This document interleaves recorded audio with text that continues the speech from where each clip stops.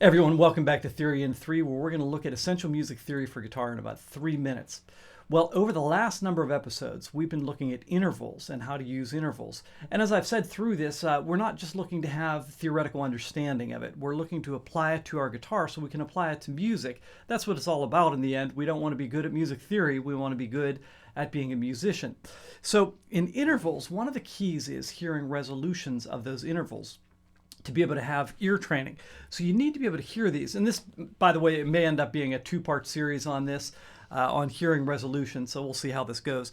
But I'd say the very first interval that's the most important to be able to hear is the root note. You need to be able to hear that root right away, and that be your home base and know where that root is. So on different pieces of music, when you're listening to it, try to listen for the root notes and hear where they're at. Also try to hum along with the bass lines. That'll really help you a ton.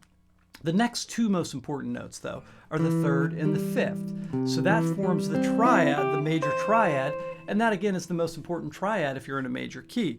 So the third, of course, you can hear as 3 blind mice, boom, boom, boom, boom, right? And then the fifth is like the My Girl.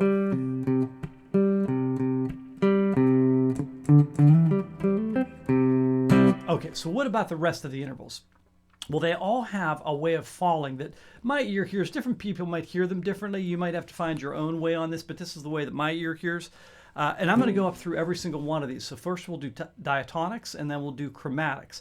Diatonics means it's in the key. So if I'm in C, C, D, E, F, G, A, B, C. And the chromatics are those other notes that I didn't list. Okay, so we're going to start off with the second, first of all. So the second, I always hear as resolving downward to the root note. So if I'm here and I hear this note, I want to hear this drop down. And a lot of times I'll do that. I'll sort of play like a 1 and a sus1 so it locks my ear in. The third, of course, I hear as the 3 blind mice, but it can also just sit because it's part of that triad. Fourth, I always hear as the amen cadence. Amen, right? Fifth, of course, we said.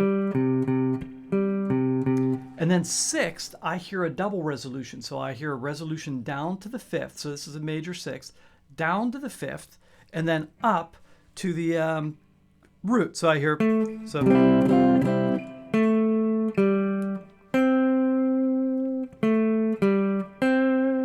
And then, of course, I have the seventh, which is going to go to the root note. So if you start to hear those